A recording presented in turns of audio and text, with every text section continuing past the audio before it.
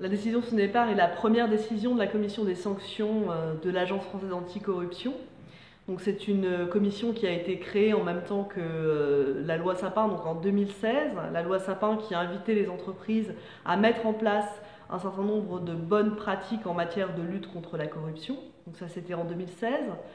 L'Agence française anticorruption est ensuite en charge de contrôler si ces entreprises se sont bien mises en place, mises en ordre de marche par rapport à ce programme de conformité. Donc les premiers contrôles ont démarré en 2017. La Sonépar faisait partie de ces premiers contrôles. Les contrôles ont duré 1 an, parfois 18 mois comme c'est le cas.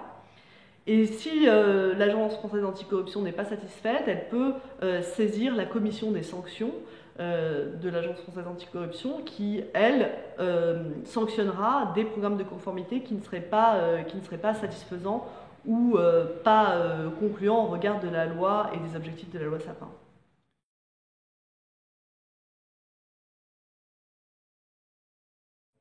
Cette décision est intéressante à plusieurs titres. D'abord, elle est rassurante pour les entreprises parce qu'elle leur laisse un délai quand même très long pour pouvoir se mettre en conformité, c'est-à-dire que les entreprises peuvent se mettre en conformité pendant la durée du contrôle, mais également même après la saisine de la commission des sanctions, puisque la commission des sanctions a considéré que tout ce qui avait été fait depuis sa saisine a permis en fait de remettre l'entreprise en conformité avec les obligations de la loi. Et c'est ce qui fait que pour cette première décision, la commission des sanctions n'a prononcé finalement aucune sanction.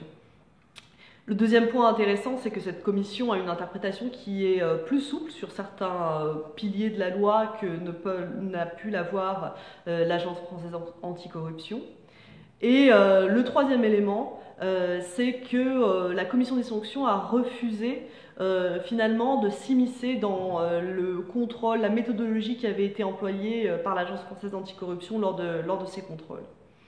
Donc finalement, l'intérêt de cette décision, c'est de montrer que la commission des sanctions est plutôt dans une démarche de modifier les pratiques et non pas de sanctionner les entreprises à tout prix. Et en ce sens, elle est conforme finalement à l'esprit de la loi Sapin qui était de modifier en profondeur les pratiques des entreprises.